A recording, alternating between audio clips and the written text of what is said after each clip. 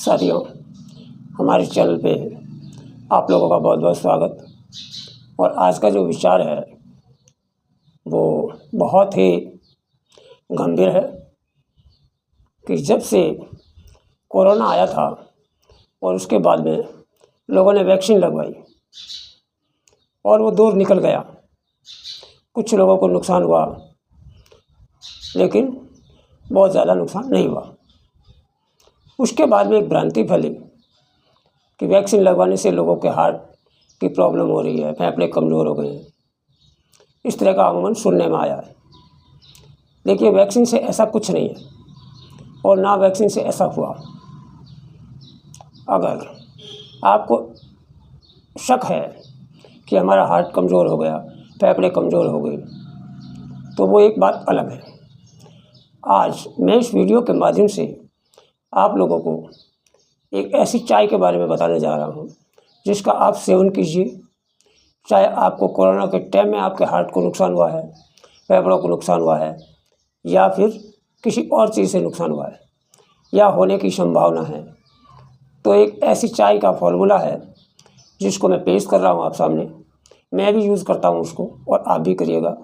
ना तो आपको कभी खांसी होगी, जुखाम होगा, सांस की शिकायत, दमा, अस्थमा,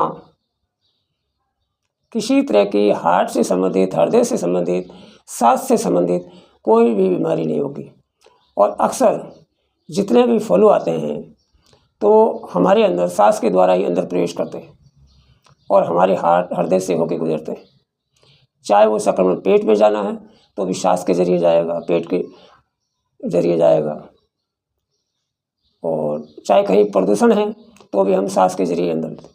उससे हमारा हार्ट हृदय कमज़ोर हो जाता है और फेफड़े कमज़ोर हो जाते हैं। उसके लिए आप लोग हमेशा चाय पीते हैं, सुबह उठते हैं, ये रूटीन है। इसी तरह रूटीन की एक हर्बल चाय है, उसको आप यूज़ कीजिए। ना तो ये कहीं मार्केट में मिलती है, ना आपको मार्केट से ख़रीदना है इसे आपको अपने घर में ही तैयार करना है, और वो पहले से आपके घर में किचन में मौजूद है। आप सुबह सुबह 4-5 काली मिर्च लीजिए, 4-5 लौंग लीजिए, अदरक है तो अदरक लीजिए, अदरक नहीं है तो चुटकी भर सौंठ का पाउडर लीजिए, इलायची लीजिए 1-2, दालचीनी का अगर टुकड़ा है तो आधा इंच दालचीनी का टुकड़ा डाल दीजिए उसके अंदर, तुलसी के 5-7 पत्ते डाल दीजिए और इन सबको उबाल दीजिए। जब आधा रह जाए उस टाइम उसको नीचे उतारिए और छान के ठंडा हो जाए नॉर्मल, तब उसमें शहद ले सकते हैं तो 1 चम्मच शहद ले लीजिए और आधा नींबू निचोड़ के और उसे पीजिए। ये एक तरह की चाय है, बस कलर ही तो चाय का नहीं है जो उस तरह का आता है, या टेस्ट नहीं हुआ। बाकी जो बेनिफिट आपको चाय नहीं दी जा रही है वो बेनिफिट ये चाय देगी। अगर आप शहद यूज़ नहीं करना चाहते तो शक्कर यूज़ कर सकते हैं, गुड़ यूज़ कर सकते हैं। सबसे बेस्ट गुड़ ही रहेगा या शहद रहेगा, या फिर आप मिश्री भी डाल सकते हैं। अगर आपको शुगर की प्रॉब्लम है तो आप इन चीज़ों को मत डालिए, मीठा करने वाले को ऐसे ही यूज़ कर लीजिए। आपको अगर हो भी रखा है जुकाम, सर्दी, गला खराब, अस्थमा, दमा, सांस फूलने की शिकायत है, हृदय में, हार्ट में कोई भी प्रॉब्लम है, कोई भी ब्लॉकेज है, सारे के सारे ब्लॉकेज, सारी की सारी समस्याएं खत्म हो जाएगी और ज़िंदगी में आप किसी तरह के फ्लू से प्रभावित ही नहीं होंगे।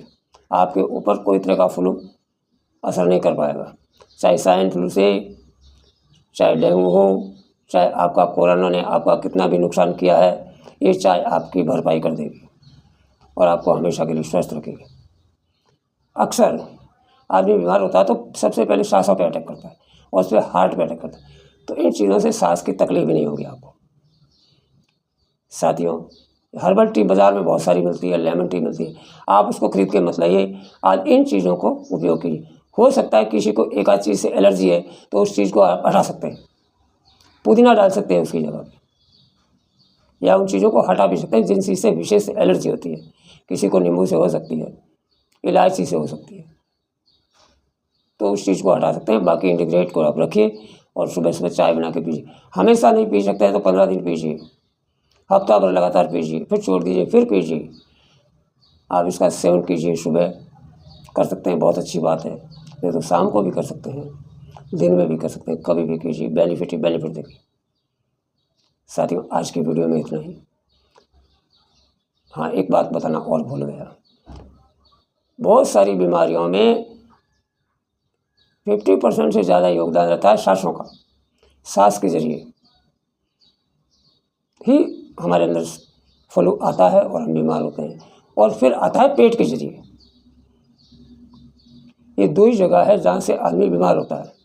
और अगर दोनों चीज़ों को सही रख लिया जाए, हार्ट को सही रख लिया जाए और पेट को सही रख लिया जाए, तो आदमी बीमार ही नहीं होगा।